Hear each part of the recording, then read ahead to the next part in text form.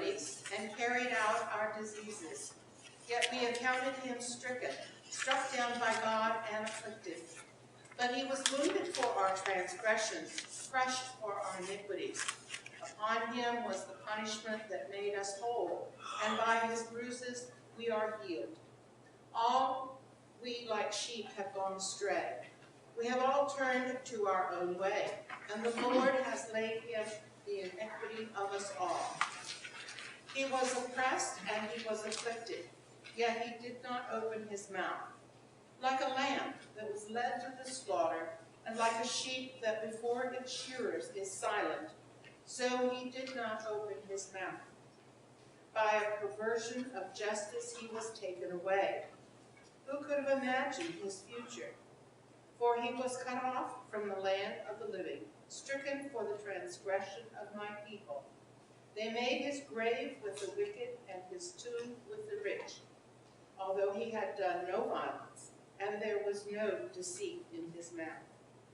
Yet it was the will of the Lord to crush him with pain. When you make his life an offering for sin, he shall see his offspring and shall prolong his days. Through him the will of the Lord shall prosper. Out of his anguish he shall see light. He shall find satisfaction through his knowledge. The righteous one, my servant, shall make many righteous, and he shall bear their iniquities. Therefore I will allot him a portion with the great, and he shall divide the spoil with the strong, because he poured out himself to death, and was numbered with the transgressors. Yet he bore the sin of many, and made intercessions for the transgressors. Hear what the Spirit is saying to God. Thanks be to God. The second reading is from the first letter of Hebrews. Every high priest chosen from among mortals is put in charge of things pertaining to God on their behalf, to offer gifts and sacrifices for sins. He is able to deal gently with the ignorant and wayward, since he himself is subject to weakness. And because of this, he must offer sacrifice for his own sins, as well as for those of the people. And one does not presume to take this honor, but takes it only when called by God, just as Aaron was.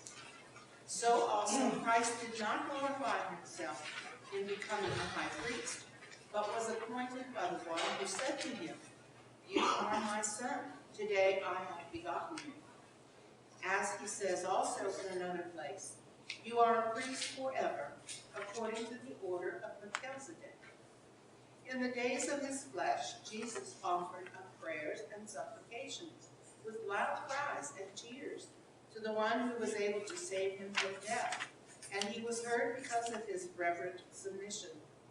Although he was a son, he learned obedience through what he suffered, and having been made perfect, he became the source of eternal salvation for all who obey him, having been designated by God a high priest according to the order of Melchizedek.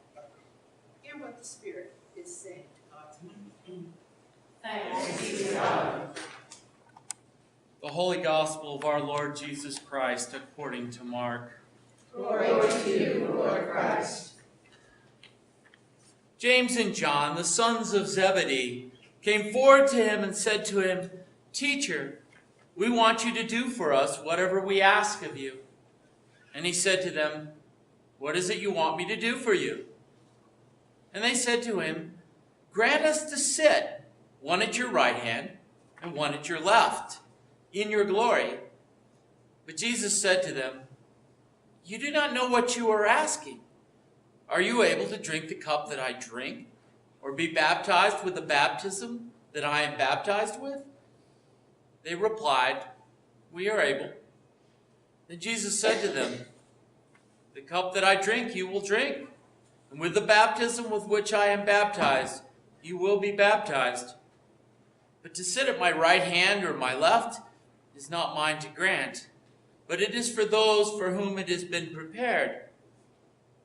When the 10 heard this, they began to be angry with James and John. So Jesus called them and said to them, "You know that among the Gentiles, those whom they recognize as their rulers lord it over them, and their great ones are tyrants over them. But it is not so among you. But whoever wishes to become great among you must be your servant, and whoever wishes to be first among you must be slave of all.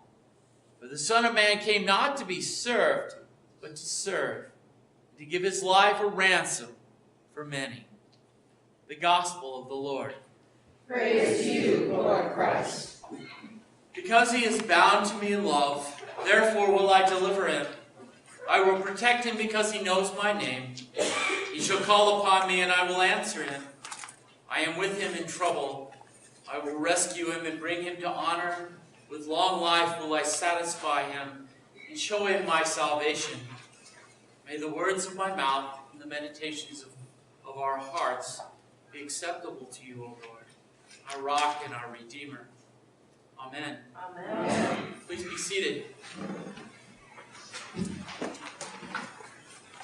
I thought I would begin my sermon today by telling you just a little bit about myself. I transferred here from the western mountains of Maine, but I actually grew up on the west side of Phoenix. I attended St. Mary's Episcopal Church for nearly 20 years.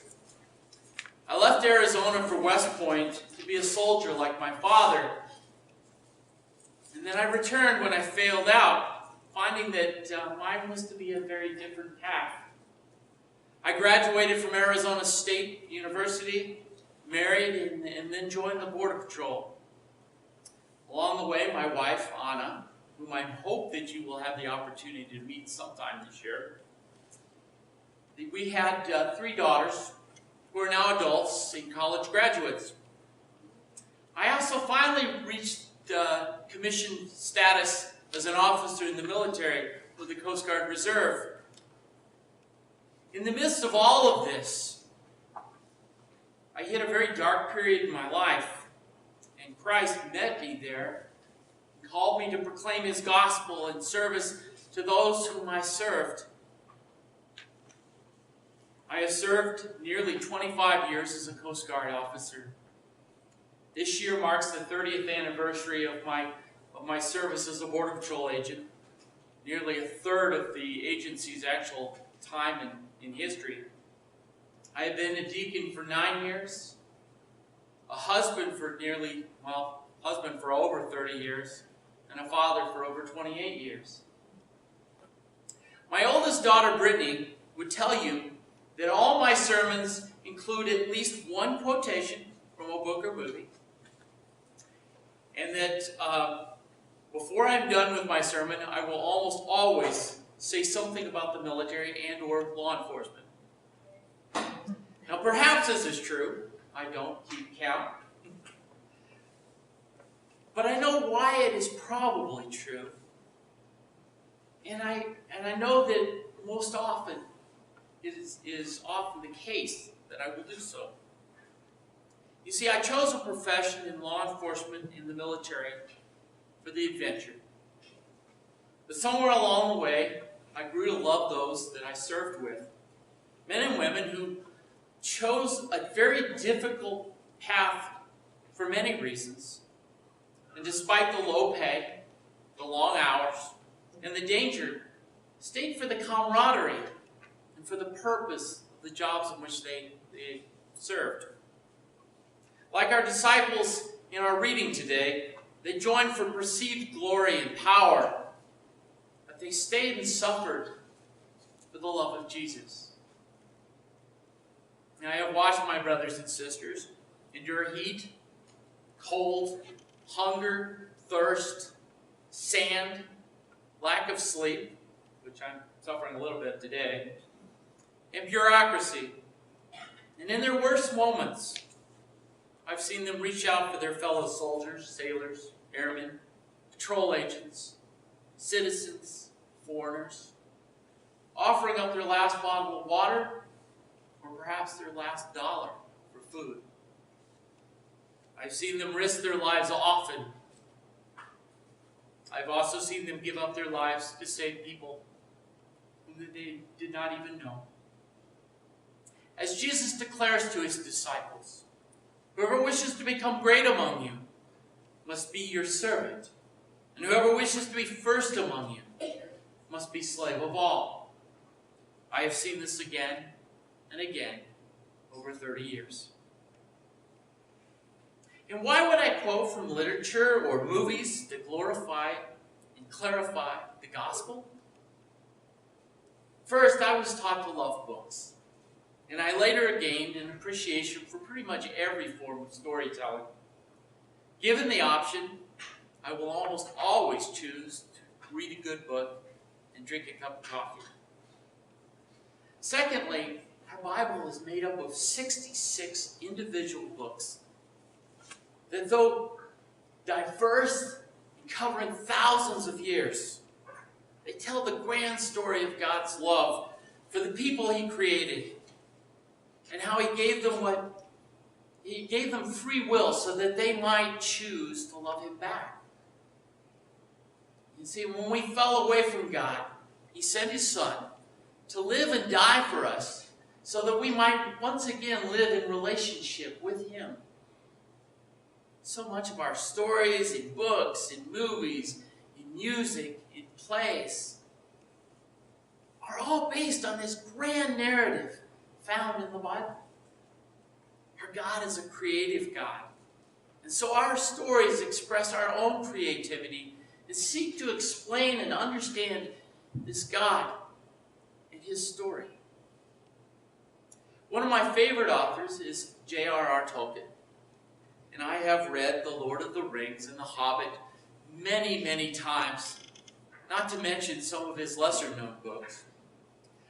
Now, I enjoyed the movies that were based on those books created by Peter Jackson, even though I think that Peter Jackson missed some of the nuances and themes that were found in the books. And where Jackson succeeded, though, was in taking all of those wonderful descriptive elements of the books, and he created this vast, colorful vision of all those descriptions. One of my favorite characters in the books is a character by the name of Aragorn, also known as Strider, the Ranger, that's portrayed by Viggo Mortensen in the movies. Now, although Tolkien did not set out to create this as an analogy of Christ or his kingdom, he did imbue his characters with the attributes of Christ. Aragorn, as he is displayed in the books and also in the movies, displays the attributes of Christ as both the high priest and is the high king. He displays his priestly traits and his willingness to go to any length to serve and defend those that he has been entrusted with. At one point, he chases orcs miles and miles across open country on foot, simply to save two hobbits who had fell into his company. We see him again as the king in one of my favorite scenes from Return of the King, the movies, where he's just been crowned king of Gondor. And he proceeds to review all of those in attendance of his coronation. And as he walks out amongst the people, he turns to his friends, the hobbits, Frodo, Samwise, Merry, and Pippin. And they begin to bow to him as the king. And he says, No, my friends, you bow to no one. You see, we are reminded that the King of Glory came as a ransom for us all, not to be served, but to serve. Surely he has borne our infirmities and carried our diseases, yet we accounted him stricken, struck down by God and afflicted. But he was wounded for our transgressions. He was crushed for our iniquities. When Jesus walked on this earth in physical form, he did not come just as Christ the King but as Christ, the high priest. He stood between us and God to intercede on our behalf and take on himself all of the sin that we had committed, to stand accused for what we had done. As the king, he chose to serve us rather than choose a life he might have wanted. As it says in the letter to the Philippians, who though in the form of God, did not count equality with God a thing to be grasped, but made himself nothing, taking the form of a servant, being born in the likeness of men, and being found in human form, he humbled himself, becoming obedient to the point of death, even death on a cross. We all of us, want to be at the center of things, to say that we know the guy who's up there in front. I think that's what James and John wanted too. Now, we already know that they didn't get what Jesus was about, right? At one point, they're walking through this village, and the people in the village kind of ran them out of the village. And both James and John come to Jesus and say, "Hey, Jesus, do you want us to pray to God to bring fire down on this village and just flame it all out?"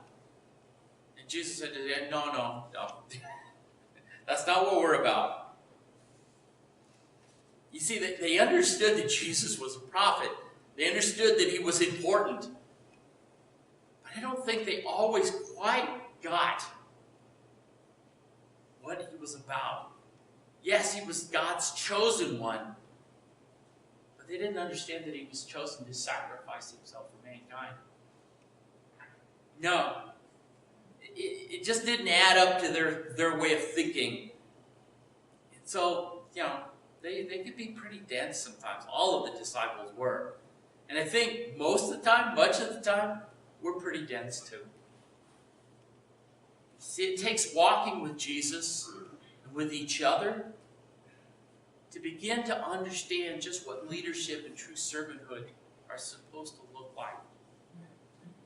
We are all called to be leaders because we are all called to be priests.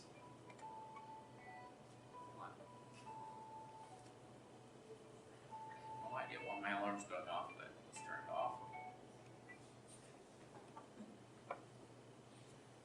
No, that doesn't mean that you're called to be an ordained priest. But we're all called to represent God to our neighbors. And then to petition to God for them on their behalf. Now that leadership also requires us to be in service to all those that we encounter. Not just the ones we like, or the ones that we have known for years, live next door to, or the ones that we're related to.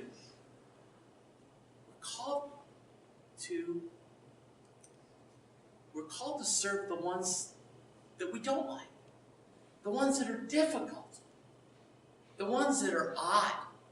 That guy in the corner that nobody seems to like. The outrageous ones, like James and John. We are called to serve everyone. Not all of us will be called to be obedient, even to the point of death. But we are called to yield our lives, for that is what it means to be a slave. You see, your life is not your own. It does not belong to you. It belongs to someone else. It belongs to Jesus. Now, if that seems harsh, perhaps we need to listen to the words of Isaiah again. You see, for he was wounded for our transgressions. He was crushed for our iniquities. Upon him was the punishment that made us whole. And by his bruises we are healed. You see, for all we have, like sheep, have gone astray, we have all turned to our own way, and the Lord has laid on him the iniquity of us all. You see, Jesus chose to give up his life for all of us. Is it too much to ask that we do the same for each other? And our brothers and sisters in the military and law enforcement, they get this. They understand it. Many of them, they're not believers. As the priesthood of all believers, following in the footsteps of our priest and king, shouldn't we lead the way? That is what Jesus is calling us to. Amen. Amen.